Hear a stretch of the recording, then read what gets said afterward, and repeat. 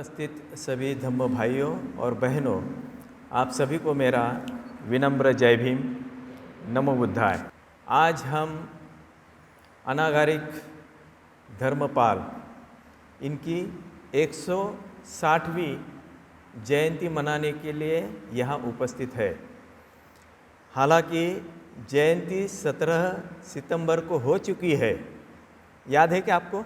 आज हम इसलिए मना रहे हैं कि क्योंकि आज का दिन आपके लिए सुविधाजनक है। संडे का जो क्लास होता है, धम्म क्लास, हर इतवार को यहाँ चलता है।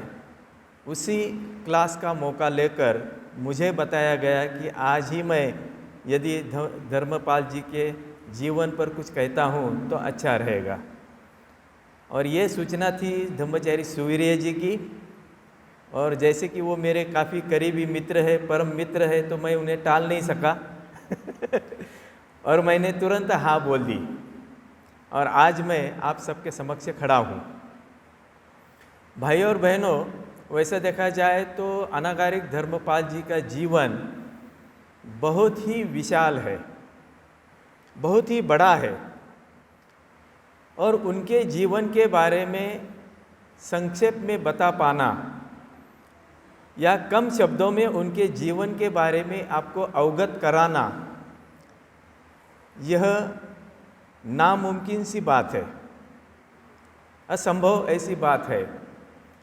फिर भी मैं कोशिश करूँगा, जितना हो सके मैं आपको बताने की कोशिश करूँगा। देखिए, व्यक्तिगत तौर पर देखा जाए तो मैं स्वयं अनागारिक धर्मपाल जी के जीवन से काफ़ी प्रभावित हूँ। उनका जो समूचा जीवन है, बचपन से लेकर अंत तक, जिस तरह से उन्होंने बुद्ध धम्म तथा संघ के प्रति समर्पण की भावना से, श्रद्धा से जीवन व्यतीत किया है, वह देखकर कोई भी व्यक्ति जो उन्हें जानने की कोशिश करता है वो प्रभावित हुए बिना नहीं रह सकता। अनागारिक धर्मपाल जी का जीवन ही ऐसा है। यदि आप उनके जीवन के कुछ अंश भी समझने की कोशिश करते हैं, जानने की कोशिश करते हैं, तो मुझे लगता है कि आप भी उनके जीवन से ज़रूर प्रभावित होंगे। बल्कि मैं ये कहता हूँ कि जिस तरह से उन्होंने अपना जीवन जिया है, जिसे हम अपने संघ में शरणगमन किया है ऐसा कहते हैं, उसको हम यदि समझने की कोशिश करते हैं तो हम भी उन्हीं के राह पर चलने की कोशिश कर सकेंगे और अपना स्वयं का शरणगमन अधिक गहरा बनाने की भी कोशिश करेंगे।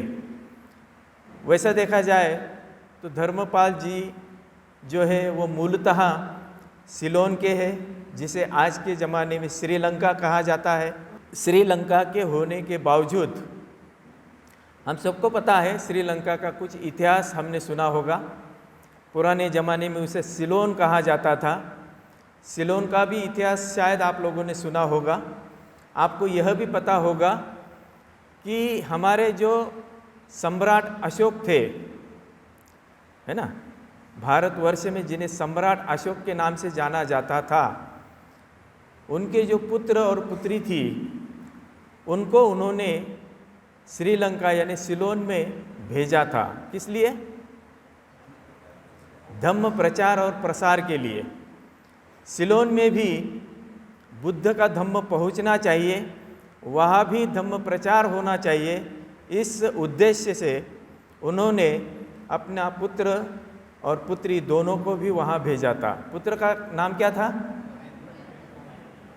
महेंद्र, और पुत्री संघमित्रा। बहुत अच्छा है, आपका अध्ययन अच्छा है, गुड। तो ये जो बात है ये समझना बहुत ज़रूरी है कि सिलोन में या श्रीलंका में उस ज़माने में बुद्धिज़्म नाम की कोई चीज़ नहीं थी, बौद्ध धर्म नाम की कोई चीज़ नहीं थी, जिसका प्रचलन, प्रसार, प्रचार इन दोनों ने वहाँ पर किया। हालांकि उसके पश्चात कई सारे जिन्हें हम कहते बौद्ध आचार्य हैं, उन्होंने भी वहाँ पर बहुत सारा योगदान किया है, कंट्रीब्यूशन किया है। जैसा कि मैंने बताया कि धीरे धीरे उस देश में बौद्ध धर्म पनपता चला गया। उसका विकास होते चला गया।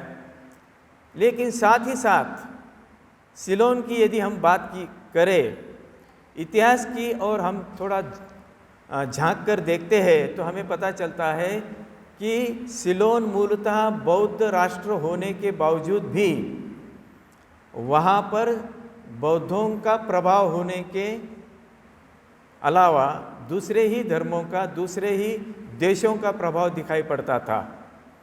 और इसका कारण ये था क्योंकि उस देश में जो बाहर के देश है जैसे कि पोर्तुगीज, डच और अंग्रेज, इन लोगों ने वहाँ पर अपनी हुकूमत चलाई थी।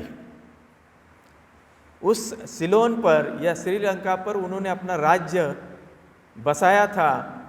और जैसा कि उन्होंने अपना राज्य वहाँ पर बसाया था तो जाहिर सी बात है कि वे अपने धर्म के अनुसार या अपने देशों के अनुसार अनुशासन या डिसिप्लिन या जिसे हम कहते हैं कानून की व्यवस्था उन्होंने वहाँ निर्माण की।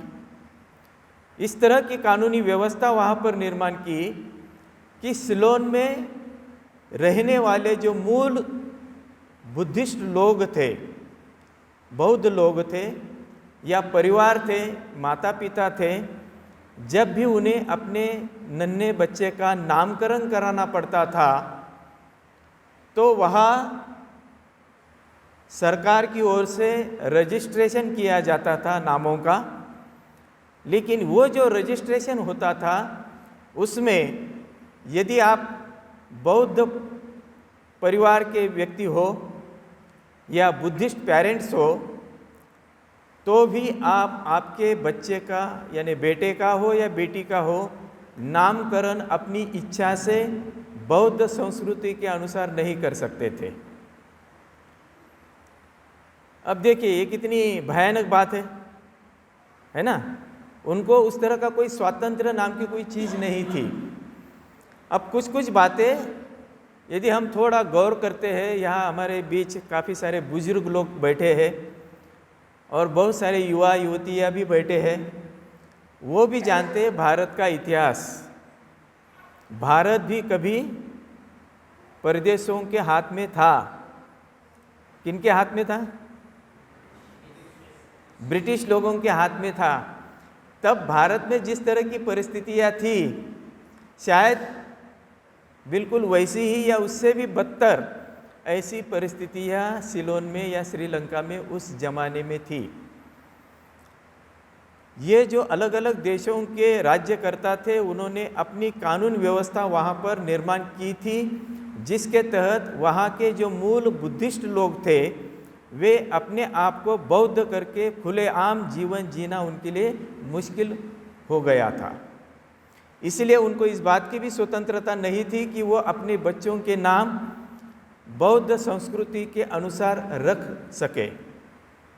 देखिए आप सोचिए, अभी हम कितनी आसानी से अपने नाम रखते हैं अपने बच्चों के। कभी कोई परेशानी होती है क्या? अपने बेटों की बेटियों के नाम रखते हुए इतना सोचना पड़ता है क्या? नहीं, क्योंकि उतना खुलापन, उतना स्वातंत्र्य आज के भारत देश में हमें उपलब्ध हो चुका है। उस वक्त ऐसा नहीं था। तो फिर क्या हुआ? इनके जो माता पिता थे जब वो अपने बेटे का नाम दर्ज कराने उस सरकारी ऑफिस में चले गए तब उन्हें उनके मुताबिक अंग्रेज़ों के तरह या क्रिश्चियन धर्म के अनुसार नाम रखना पड़ा। तब उनका नाम क्या रखा गया था पता है आप लोगों को? डेविड। डेविड नाम अंग्रेज़ों का है, इंग्लिश नाम है, लेकिन उनका सरनेम क्या था पता है क्या आपको?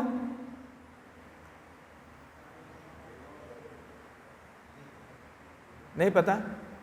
कोई बात नहीं, मैं बताऊंगा। उनका सरनेम था हेवा वितरने। ये सिलोनी नाम है, श्रीलंकन नाम है। यानी उनका सरनेम क्या था? उनके परंपरा के अनुसार, श्रीलंका के परंपरा के अनुसार था, लेकिन नाम जो दर्ज किया गया वो क्रिश्चियन धर्म के अनुसार था। उनका नाम डेविड रखा गया। अब इससे आपको पता चलेगा कि वहाँ की संस्कृति कैसी थी। वहाँ की संस्कृति ऐसी थी कि मानो व्यक्तिगत जीवन में यानी निजी जीवन में बुद्धिस्ट लोग बौद्ध जीवन जीने का प्रयास करते थे, लेकिन बाहरी तौर पर वे खुलेआम बौद्ध जीवन जी नहीं सकते थे। इसके कुछ मिसाल मैं आपको दूंगा आगे चलते हुए। अब देखिए, यहाँ और एक बात बहुत इम्पोर्टेंट है, उसको ध्यान में लेना जरूरी है। जब डेविड का जन्म नहीं हुआ था, उसके जो माता पिता थे, विशेष तौर पर उनकी माता जिनका नाम था मल्लिका, वो बहुत ही श्रद्धालु थी बुद्ध के प्रति। बुद्ध धम्म और संघ के प्रति उनके मन में बहुत गहरी ऐसी श्रद्धा थी, और वो हर दिन अपने घर में पूजा स्थान सजाकर पुष्प वहाँ पर रखकर अर्पण करती थी, गाथाओं का पठन करती थी, मंत्र पठन करती थी, और बुद्ध के जीवन की कुछ कहानियाँ वो पढ़ती थी। तो जब उनको बेटा होने वाला था, उसके पूर्व ही मल्लिका अपने श्राइन में यानी पूजा स्थल में इस तरह से श्रद्धापूर्वक बुद्ध की पूजा किया करती थी, ध्यान किया करती थी, बुद्ध के बारे में चिंतन किया करती थी, अध्ययन किया करती थी। इसकी वजह यह थी कि वो चाहती थी कि मुझसे जो पुत्र जन्म लेगा वो पुत्र भी बुद्ध धम्म के प्रति श्रद्धा रखने वाला हो, उसके मन पर भी बुद्ध की धम्म की छवि छप जाए, ऐसी उसकी मनीषा थी। और इस तरह से वो प्रयास करती थी। आगे चलकर जब उन्हें पुत्र हुआ, वह भी उसी तरह से हुआ, जो कि पहले से ही बचपन से ही बुद्ध धम्म और संघ के प्रति श्रद्धावान थे। बहुत ही गहरी श्रद्धा उनके मन में थी, भले ही बाहरी वातावरण, बाहरी जो माहौल था वो पूरी तरह से बुद्ध धर्म के खिलाफ था। ये बात भी गौर करने जैसी है। हम लोगों के लिए विशेष तौर पर यह गौर करने जैसी इसलिए है क्योंकि हम तो अपने आप को बौद्ध मानते हैं ना?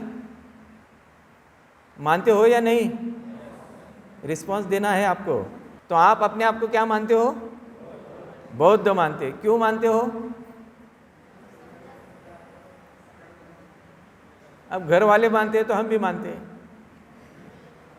घर वालों को पूछा जाए तो बोलते हैं कि हमें बाबा साहब ने बुद्ध का धम्म दिया है 14 अक्टूबर 1956 में, है ना? तो तब से हम क्या हो गए? बौद्ध बन गए। लेकिन वास्तव में बौद्ध बने हैं क्या? ये बड़ा ही रोचक सवाल है।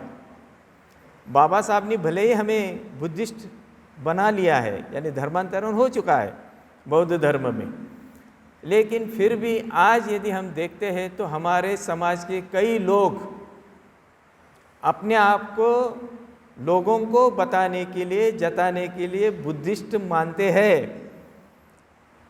लेकिन उनका जो जीवन होता है वो बौद्ध आचरण के खिलाफ होता है। अब मुझे इसमें नहीं जाना है ना? इसके बारे में आप लोगों को ज़्यादा, मुझसे भी ज़्यादा जानकारी होगी, इसलिए इसमें मुझे जाना नहीं है। मुझे इतना ही बताना है कि ऐसा माहौल हमारे यहाँ होने के बावजूद, यानी हम बुद्धिस्ट है ऐसा खुले तौर पर हम बता सकते हैं। बाबा साहब, जो बोधिसत्व बाबा साहब जिन्हें हम कहते हैं, उन्होंने स्वयं भारत देश में बुद्ध धम्म को वापस लाया, हमें उस धर्म में लाया। धर्मांतरण यही नागपुर में उन्होंने किया। तो हम कभी भी छाती ठोक सबको बता सकते हैं कि हम क्या है? बौद्ध है। बताना चाहिए नहीं? बताना चाहिए ना कॉन्फिडेंटली? तो देखिए, ये बात होने के बावजूद भी कभी कभी मैं देखता हूँ कि हम लोग उतना खुले तौर पर नहीं बोलते, और यही हमारी समस्या है। अब मुझे ये बताना है कि जिस माहौल में, बाहरी माहौल में वो खुले आम बौद्ध लोगों को नहीं बता सकते थे, लेकिन उनके मन में बुद्ध के प्रति गहरी श्रद्धा थी। और वो अपने जीवन में बुद्ध के शिक्षाओं का ही आचरण करते थे। बड़े ही नम्रता से, विनम्रता से उस आचरण का वो पालन करते थे। यह बात हमारे लिए भी कुछ सीख देती है।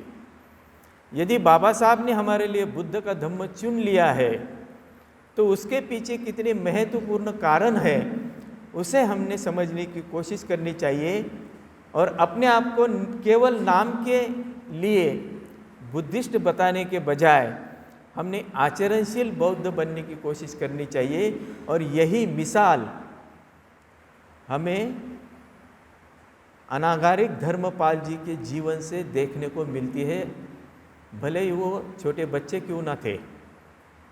अब बचपन की कुछ बातें मैं बताना चाहूँगा। जब वो स्कूल में दाखिला हुआ उनका, हालांकि अलग अलग कई सारे स्कूलों में उनका दाखिला हुआ था, अलग अलग जगह वो शिक्षा के लिए हाई स्कूल और कॉलेज में पढ़े थे, लेकिन बचपन से ही जिस तरह से उनके मन पर बुद्ध धम्म के संस्कार अपनी माता की ओर से हुए थे, उन्हीं बातों को लेकर वो आगे बढ़ते गए, उनका विकास होते गया।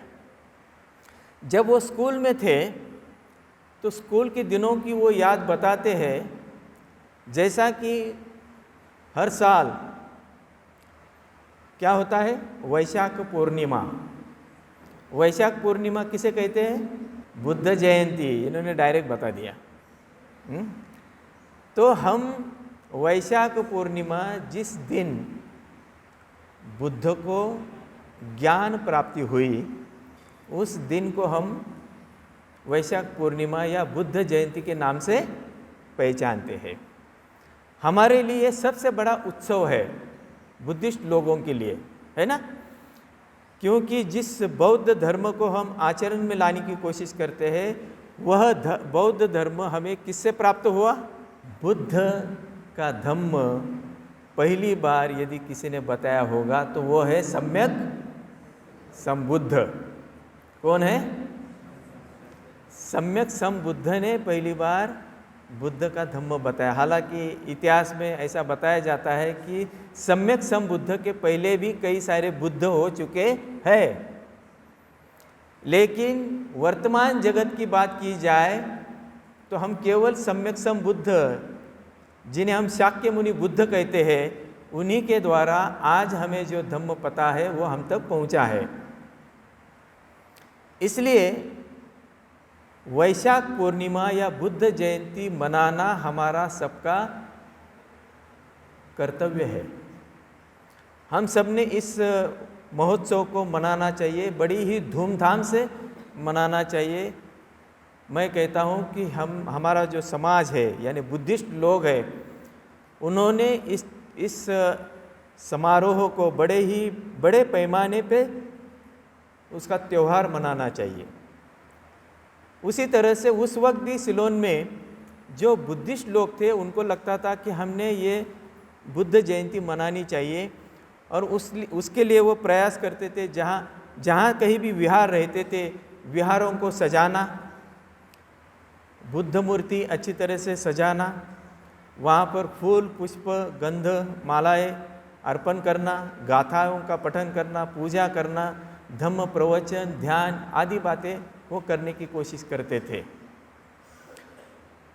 एक समय आया कि उस वक्त बुद्ध जयंती का दिन आने वाला था, और ये जो बालक है डेविड, वो अपने अध्यापक के पास पहुँचे और उन्होंने उनको कहा कि मुझे कल वैशाख पूर्णिमा है, बुद्ध जयंती का दिन है, इस अवसर पर मुझे छुट्टी चाहिए।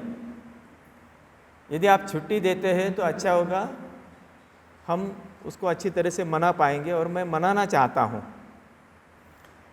वो जो अध्यापक थे, हालांकि वो प्राध्यापक थे, उन्होंने कहा कि नहीं, आपको छुट्टी नहीं दी जाएगी, आपको स्कूल में आना पड़ेगा, क्योंकि वो जो स्कूल थी वो क्रिश्चियन लोगों द्वारा चलाई जाने वाली स्कूल थी, जहाँ बौद्ध धर्म का कोई लेन देन नहीं था, कोई लेना देना ही नहीं था। जब छोटे डेविड ने ये बात सुन ली तो उनके मन में कुछ ना कुछ तो चला होगा। हालांकि वो शांत रहे, उन्होंने कुछ प्रतिक्रिया नहीं दी। उन्होंने अपनी बैग हाथ में थमा ली, छतरी अपने हाथ में थमा ली और वो उस क्लास से बाहर निकल गए, घर की ओर निकल गए। लेकिन दूसरे दिन वो स्कूल में नहीं लौटे। वो कहाँ गए? वहाँ के लोकल जो विहार थे वहाँ पर वो चले गए और उन्होंने पूरा दिन बुद्ध जयंती का सब बौद्ध लोगों के साथ, अपने परिवार के साथ मनाया। और अगले दिन जब वो स्कूल लौटकर आ गए तो उनके अध्यापक ने उनको पूछा कि आप क्यों नहीं आए? तो इन्होंने कहा कि मैं जयंती मना रहा था, बुद्ध जयंती मना रहा था, इसलिए मैं कल नहीं आया। जो है वो बता दिया उन्होंने। अध्यापक काफ़ी चिढ़ गए, उनको क्रोध आ गया और उन्होंने उनको एक तरह से पनिश किया, पनिशमेंट दी। लेकिन इसके बावजूद भी डेविड चुप नहीं रहे। वो कहते कि उसी स्कूल में अगले साल भी, दूसरी बार भी जब यही मौका आया तब भी वही बात हुई। अध्यापक को उन्होंने अनुमति मांगी, उन्होंने नहीं दी। दूसरे दिन वो नहीं आए, उन्होंने जयंती मनाई हमेशा की तरह, और तीसरे दिन वो स्कूल में आए। तब भी अध्यापक ने उन्हें पनिशमेंट दी, लेकिन फिर भी वो अपनी जो बात थी उससे पीछे नहीं हटे। अब ये देखिए, ये बात कितनी महत्वपूर्ण है। जिसके मन में बुद्ध के प्रति श्रद्धा है, बुद्ध के विचारों के प्रति आदर है, बुद्ध की शिक्षा के प्रति लगन है, जो अपना जीवन बुद्ध के जीवन के अनुसार जीना चाहते हैं, अपने आप को एक आध्यात्मिक व्यक्ति के रूप में विकसित करना चाहते हैं, वह व्यक्ति ही यह कर सकता है।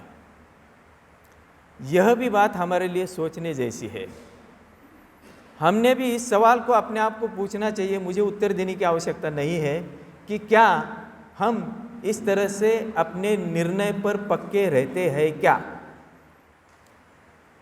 एज अ बुद्धिस्ट, एक बौद्ध करके हम अपने निर्णय पर इतने पक्के होते हैं क्या? और क्या हम अपनी जो परंपरा है, बौद्ध परंपरा जिसे हम कहते हैं, बौद्ध जीवन से संबंधित जो भी कोई बातें हैं, त्यौहार है, वो मनाने के लिए हम पूरी तरह से अपने स्वयं के निर्णय से यह बातें करते हैं क्या? ये सवाल आपको अपने आप को पूछना है। लेकिन डेविड ऐसे थे।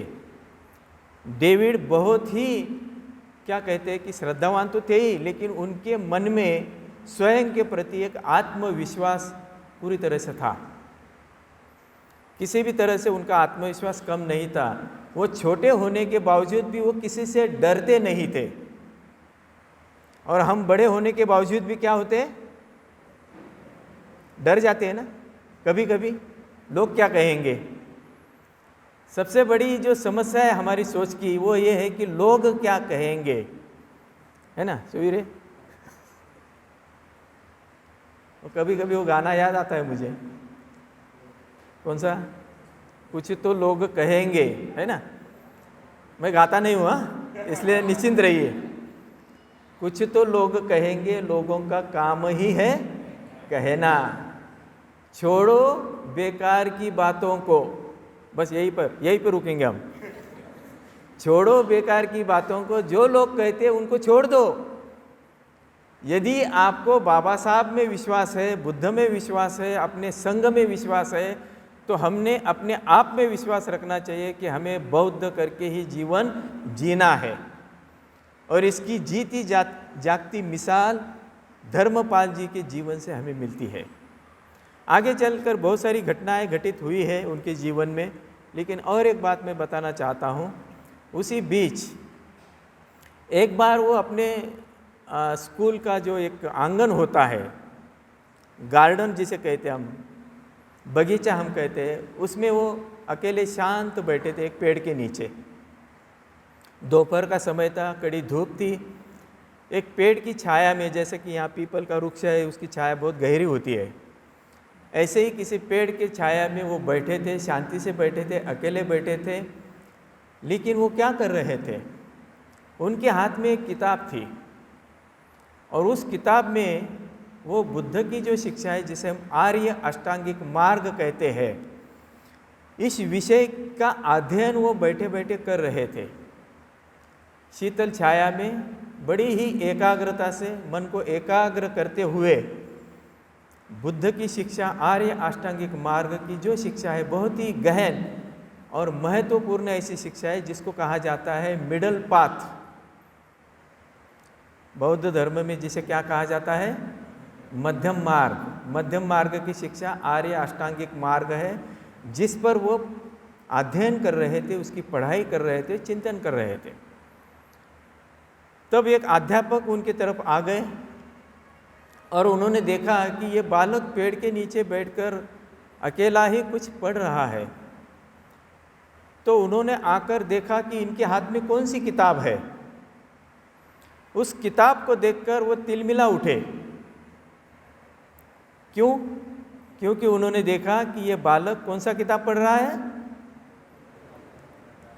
आर्य अष्टांगिक मार्ग, जो कि बुद्ध की शिक्षा पर आधारित है। यह देखते हुए वो अध्यापक तिलमिला उठे। उन्होंने उनके हाथ से उस किताब को छीन लिया और दूर फेंक दिया।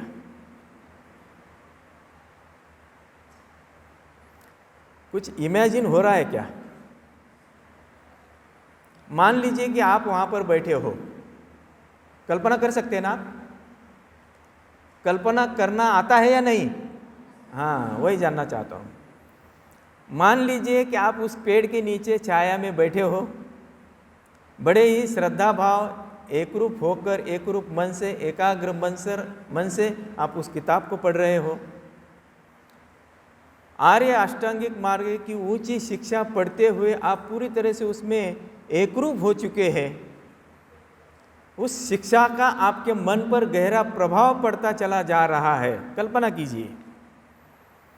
और ऐसे में अचानक कोई आकर आपके हाथ से किताब छीन लेता है और दूर फेंक देता है, तब आपके मन में क्या होगा? कुछ तो होगा या कुछ भी नहीं होगा? हाँ, कुछ तो एहसास हो रहा है, कुछ महसूस हो रहा है। देखो कितनी गहरी बात है। हम आम तौर पर इस तरह से सोचते नहीं, इस तरह से धम्म को हम अपने आप को लगाकर देखते नहीं, पूरी श्रद्धा भाव से धम्म को सीखने की कोशिश नहीं करते, इसलिए शायद हमें उसके बारे में उतना नहीं लगेगा,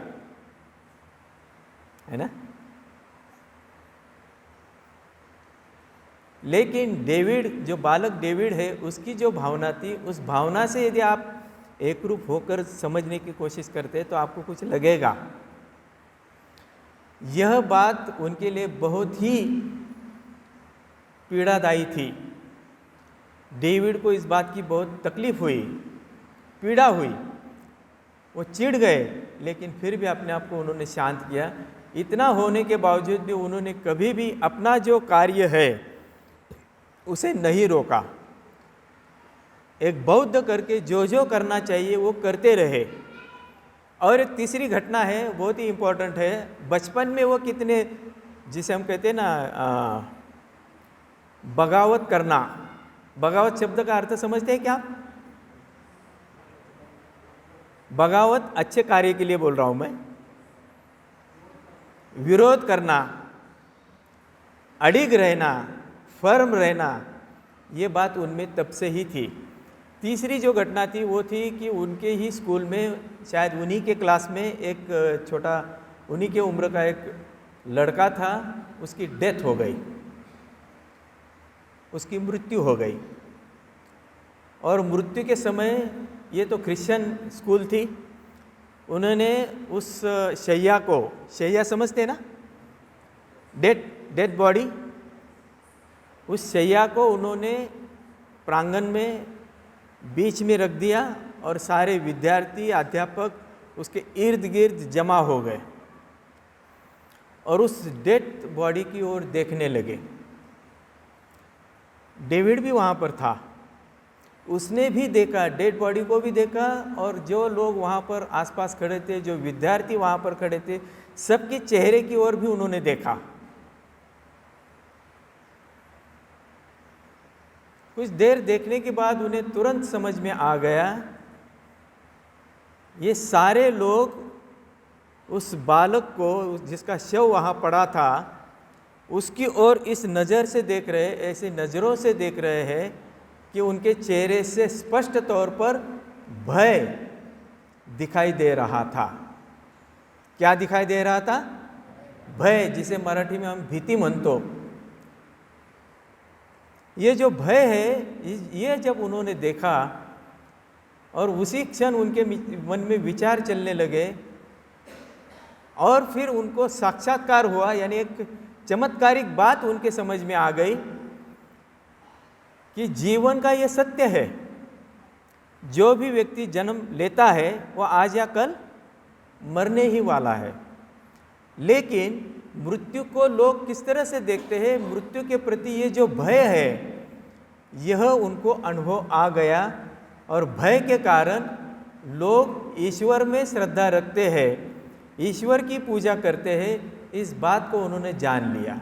देखो कितनी इंपॉर्टेंट बात है ये। अब वो विषय हमारा नहीं, इसलिए उस पर मैं ज़्यादा स्पष्टीकरण नहीं दूंगा, लेकिन हमारे देश में भी जो पूजा अर्चा होती है, ईश्वर को लेकर पूजा पाठ की जाती है, उसके न्यू में यदि क्या है तो वह भय है। इसलिए मैं आप खास करके युवाओं को बताना चाहूँगा, भाइयों और बहनों, कभी भी किसी भी तरह का भय अपने मन में निर्माण न होने दे। ईश्वर यह भय की जननी है।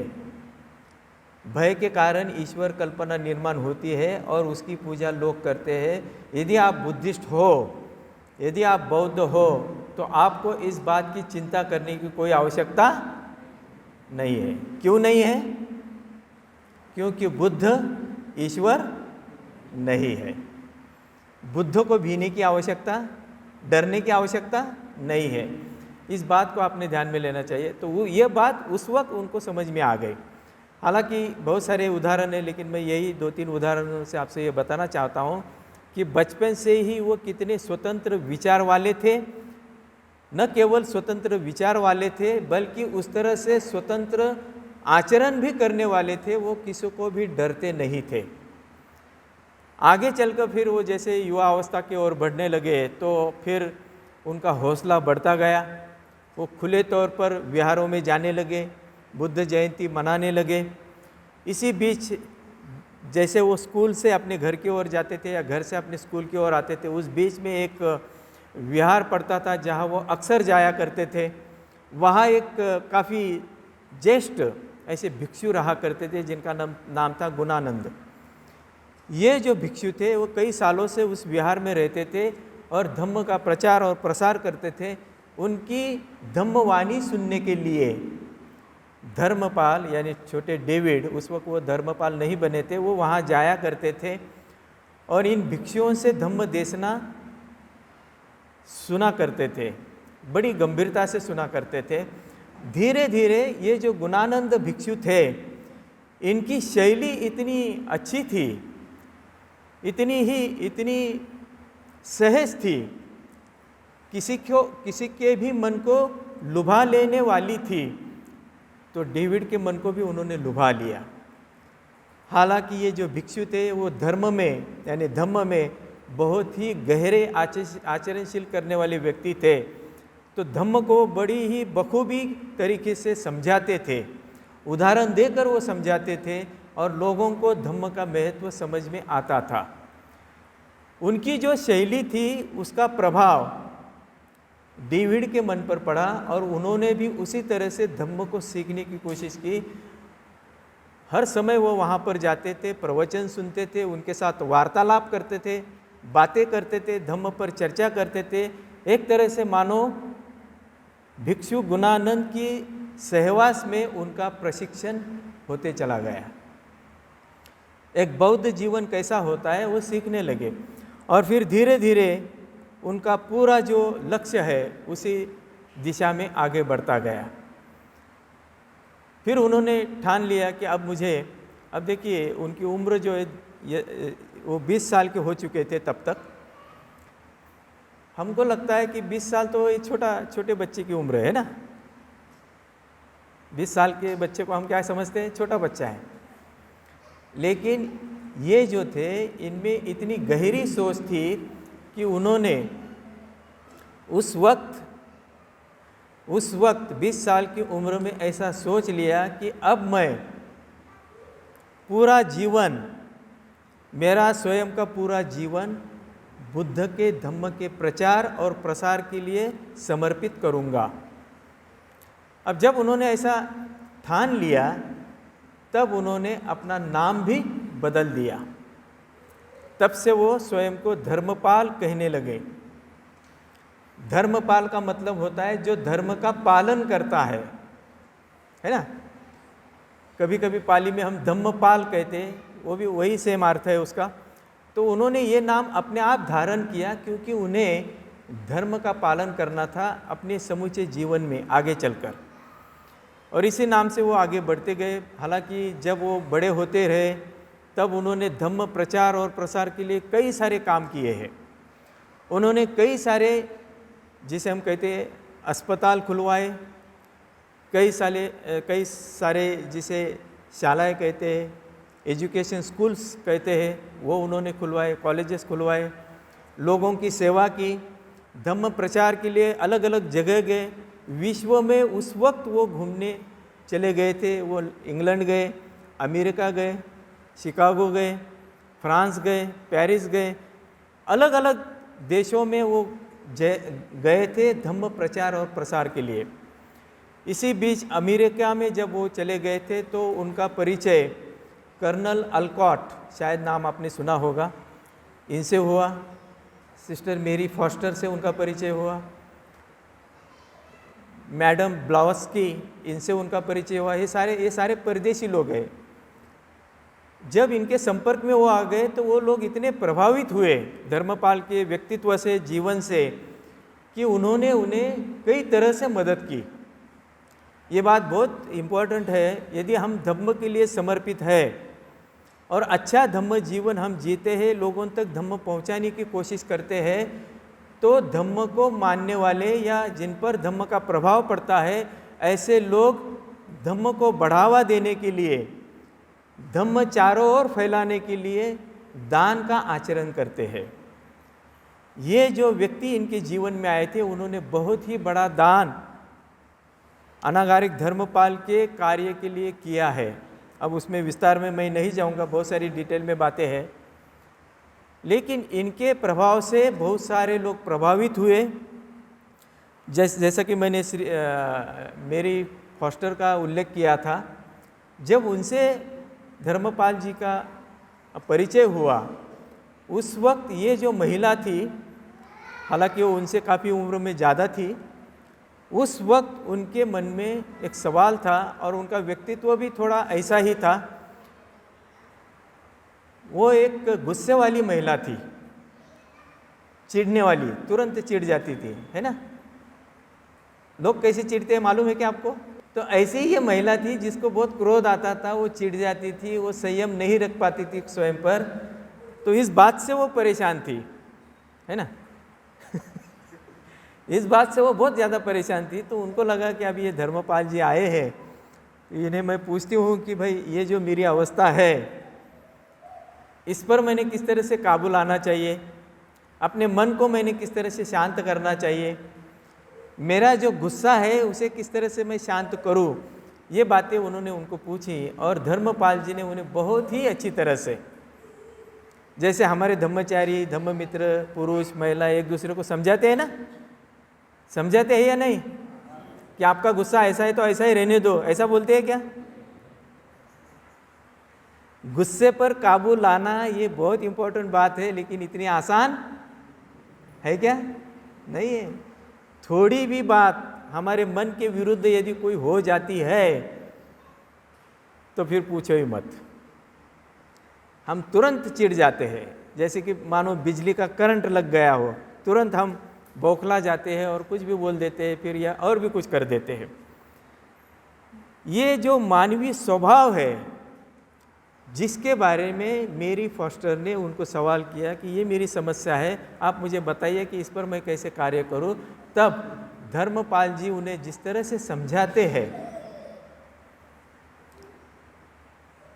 प्यार से, मैत्री से उन्हें समझाते हैं और अपने मन पर कार्य करने के लिए कौन सी विधि उपयुक्त हो सकती है वो भी बताते हैं। मेत्ता भावना यह भी बताते हैं। ये जो महिला है कम से कम आधे से ज़्यादा उम्र की थी, वो 50 से आगे थी वो। अब तक उसका जीवन इसी तरह से चल रहा था, लेकिन धर्मपाल ने जब उन्हें समझाया, बड़ी ही नम्रता से, विनम्रता से, प्यार से समझाया, तो वो समझ चुकी और उन्होंने उस तरह से आचरण करना शुरू किया। तो उन्होंने पाया कि उनका जो स्वभाव है चिड़चिड़ा, वो धीरे धीरे कम होने लगा है। उनके मन में औरों के प्रति मैत्री का भाव उत्पन्न होने लगा है। औरों के प्रति मैत्री भाव के कारण उनका व्यवहार भी मैत्रीपूर्ण होने लगा है। यह उन्होंने अनुभव किया और उनका पूरा विश्वास धर्मपाल पर हो गया। हालांकि धर्मपाल ने कोई जादू नहीं की थी, उन्होंने बुद्ध की शिक्षा को उनको समझाया था, बताया था, जिसका परिणाम इतना सकारात्मक आ चुका था। तब से मेरी फॉस्टर उनकी एक तरह से करीबी दोस्त बन गई या शिष्या बन गई और उन्होंने उनको कई सारा धन दिया। कई सारे स्कूल, अस्पताल उन्हीं के पैसे से धर्मपाल निर्माण कर चुके। अब देखिए, ये जो बात है, इसी तरह से कर्नल ऑलकॉट को भी उन्होंने प्रेरित किया। इसी तरह से उन्होंने ब्लावस्की जो है, मैडम ब्लावस्की जो रूस की थी, उनको भी प्रेरित किया। आप देखिए, जो व्यक्ति सही माने में धम्म का जीवन जीता है, आचरण करता है, उनके आचरण का प्रभाव जगत के किसी भी व्यक्ति पर पड़ सकता है। ये उदाहरण विश्व के अलग अलग देशों के हैं। आपको पता है, सबसे प्रचलित वो घटना है जिसे हम कहते हैं कि शिकागो की विश्व धर्म परिषद। ये जो परिषद या संसद जिसे कहते हैं, वो 18 सितंबर 1893 में हुई थी, जिसमें अनेकों धर्मों के प्रतिनिधि उपस्थित थे, जो अपने अपने धर्म को लेकर वहाँ अपनी बातें रखते थे। उसमें स्वामी विवेकानंद भी थे। लेकिन आप यदि स्कूल में पढ़ते हो, बचपन से आपने स्कूल में जो इतिहास पढ़ा है, उसमें शिकागो परिषद के लिए कौन गए थे भारत से? बचपन से जो शिक्षाएं हमें पढ़ाई गई है, उसमें केवल किसका नाम आता है? स्वामी विवेकानंद। और लोगों को लगता है कि वही सबसे महान व्यक्ति थे उस परिषद में। ऐसा नहीं है। हालांकि विवेकानंद भी अपने आप में बहुत अच्छे व्यक्ति थे, उनके बारे में मैं कुछ नहीं कहूँगा, लेकिन जो इतिहास की सत्यता है वो हमसे छुपाई जाती है। उस वक्त धर्मपाल भी उस परिषद में थे और उस परिषद में एक ऐसे व्यक्ति थे जिनका प्रभाव समूचे परिषद पर हुआ था। उनका जो व्यक्तित्व था धर्मपाल जी का, यदि आप उनका ये जो फोटो है वो देखेंगे तो उसमें आपको दिखाई देगा कि उनके ऐसे पीछे बाल थे। हालांकि वो भिक्षु नहीं बने थे, वो अनागारिक ही थे, तो उन्होंने बाल रखे थे और घुंघराले बाल थे। उनका चेहरा इतना चमकीला था, प्रसन्न था, चेहरे पर हमेशा खुशी छाई हुई थी। तो उनको देखकर हर कोई व्यक्ति ऐसा मानता था, समझता था, मानो धर्मपाल ये किनके जैसे दिखते हैं? यीशु मसीहा जैसे दिखते हैं। क्योंकि वहाँ सारे लोग कहाँ के थे? पश्चिमी देश के थे, क्रिश्चियन लोग थे, अंग्रेज लोग थे, यीशु ख्रिस्त को मानने वाले लोग थे। उनके मन पर यीशु की छवि छपी हुई थी। जब उन्होंने धर्मपाल को देखा, उनको सुना, तो उनको लगा मानो ये तो यीशु मसीहा है, यीशु ख्रिस्त है। इतनी उन पर छाप पड़ी थी। लेकिन इनके जो प्रवचन थे, जो धम्म के बारे में उन्होंने वहाँ पर बातें रखी थी, वह सब लोगों को बड़ी भा गई और इस तरह से उन्होंने उस सभा को जीत लिया। हालांकि उसके बाद बहुत सारी मुलाकातें हुई। उस वक्त जो भी न्यूज़पेपर्स पब्लिश हुआ करते थे पश्चिम देश में, उन बहुत सारे न्यूज़पेपर्स में अनागारिक धर्मपाल के बारे में बहुत अच्छी अच्छी बातें लिखी गई है, उनका गौरव किया गया है। ये बात बहुत लोगों को मालूम नहीं होती है। हालांकि इस तरह से वो आगे बढ़ते ही गए फिर आपको पता है कि बोध गया में जब वो पहली बार गए, बोध गया में हम लोग तो हमेशा जाते हैं, कई लोग तो हर साल जाते हैं। महाबोधि जो विहार है जहाँ बुद्धत्व की प्राप्ति हुई थी, पीपल वृक्ष भी वहाँ पर है। वहाँ जब पहली बार धर्मपाल गए, उस वक्त आज जैसा दिखता है वैसा वो महाबोधि टेम्पल नहीं था। उसकी अवस्था बहुत ही बुरी थी, बहुत ही खराब थी, क्योंकि उसके पहले वहाँ जो लोग थे वो उस मंदिर को, अब वहाँ तो उस ज़माने में मंदिर ही कहा जाता था, बुद्ध का मंदिर, लेकिन वो मंदिर ऐसा इस तरह से प्रचलित था कि ये अशुभ ऐसा मंदिर है। कैसा है? अशुभ।